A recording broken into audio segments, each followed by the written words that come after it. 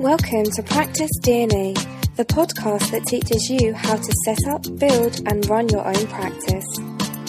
Sponsored by Icon Practice Practice Management Software, get anywhere access to your system while saving thousands in upfront costs.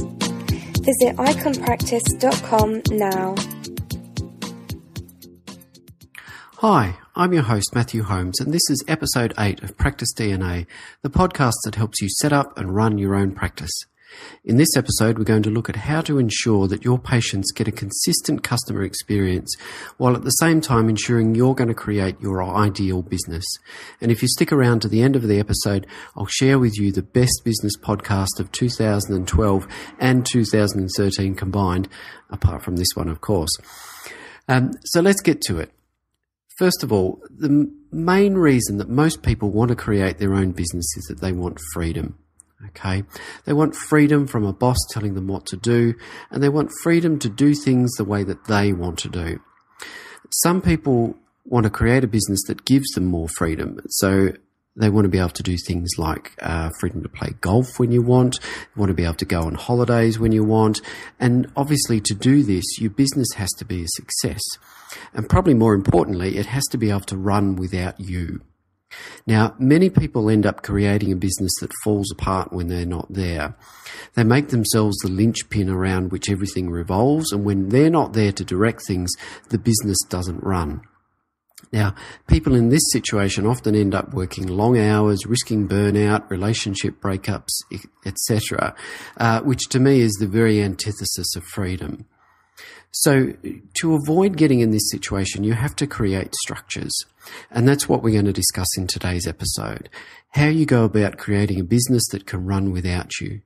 Now, you may still decide that you want to be involved in the running of your practice on a day-to-day basis, but I would suggest that you have to make that a choice, not a necessity. And if you end up creating a business which falls apart when you're not there, then it becomes a necessity. You have to be involved in your business. Whereas if you create one that runs without you, you can very nicely end up in a situation where you can choose whether or not you want to be in the practice at any given time.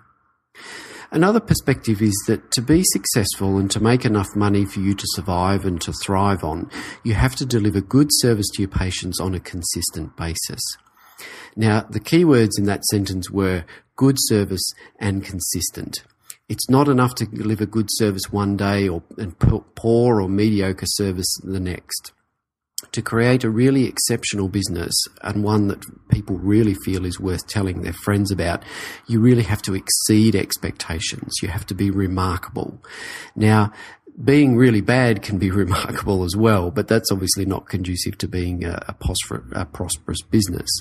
You need to create being exceptional or remarkable in a very good way. The last thing you want is to create an exception or be remarkable in a bad way. So just be aware of that. Once you've exceeded expectations, then you have to work hard to maintain those high level of expectations as well. Some people tell you that you have to continually exceed expectations in your patient experience. I really think that's unrealistic, because there's only so far you can go without killing yourself and your staff, because every time you exceed the previous expectation, that new experience becomes the expectation for next time. In my opinion, setting high levels of customer service and maintaining those high levels is enough. But maintaining it really is the challenge, though. The way that you think about or the way that you maintain your customer experience is really through thorough standardization of your procedures. Now, this really doesn't need to be as tedious as it sounds. You may think, look, I've just escaped from my job. Why would I want to restrain myself with procedures? I want to be free as the air, whatever. So the reality is that you and your staff will develop procedures in your practice. Either you will do it, or in the absence of guidance from you, your staff will work them out for themselves. For example, assume you're starting your practice and it's just you working there. When you take a telephone call to make a new patient consultation, you're going to do it in a certain way.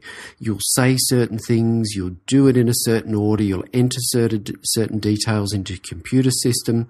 Hopefully you'll have some reasons for doing it that way. It may just be the way that they did it in the last clinic that you worked at, or hopefully you've put a bit more thought into it, and that's the way you have developed it based on customer service, training and experience that you've had. So therefore, you've already worked out a procedure around how you book a new patient consultation. I'm suggesting that what you need to do then is just document and formalise that procedure in a step-by-step process. Now, when you're starting out, you may think, well, what is the point? I already know how to do it. But the point is hopefully that you will grow your business to the point where you're employing staff to do the things that you are currently doing. And when you do that, you have three options. You can give them no training at all and let them work it out for themselves, in which case you're going to lose all control over how your front desk runs. You're going to lose all control over what sort of customer experience your patients have. Or you can spend hours training your staff how to do it your way and hope that they remember. Or you can give them induction training and provide them with a processes manual that tells them exactly how to do their job, to which they can refer to on an ongoing basis.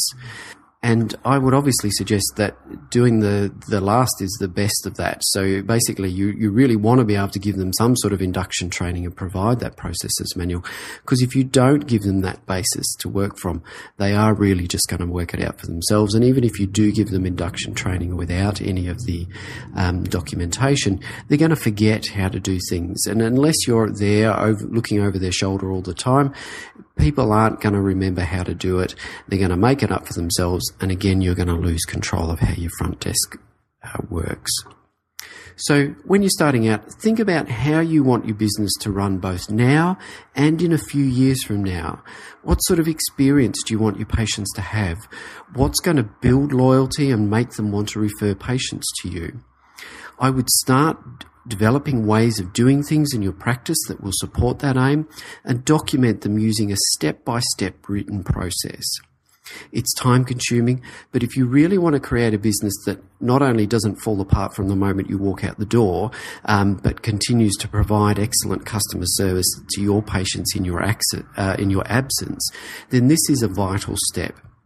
And trust me, if you think you're busy when you're starting up, it's a lot harder to implement when you're busy in your practice, managing staff, fighting metaphorical fires in your practice because you don't have any structures or systems in place.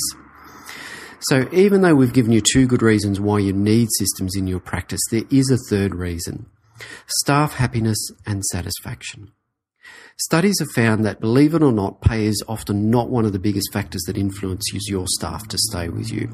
One of the biggest factors is clear expectations of what is required of them and a knowledge of how to do the job. So if you hire a receptionist and you ask them to work it out for themselves, and then even worse, criticize them when they don't do it right, you're going to create stress and anxiety in that staff member.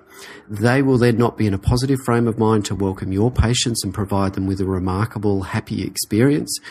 So you really need to do your staff a favour, create standardised procedures so that they know exactly what is required of them and how to do it. You're going to benefit, they're going to be happier, and your patients are going to benefit as well. And this process creation not only extends into your customer-facing areas. Anytime you do something in your business that you're going to have to do more than once, then you should create a procedure document for it. Things such as, doing the banking, doing follow-up phone calls to patients that have dropped out of care, all this type of thing. That's the stuff you want to be standardising as well as your day-to-day front desk type of things. It's going to make your life easier and it will expand your business. So, in summary, creating standardized procedures that will help create a consistent customer experience will help create a business that can run without you if necessary. And lastly, your staff are going to be happier and they're likely to stay with you longer. So, we've given some pretty high-level advice here. So, what are some action steps that you can take? Firstly, I would pick 5 processes that you do the most in your practice, such as booking new patients, taking payments, etc., and write down a step-by-step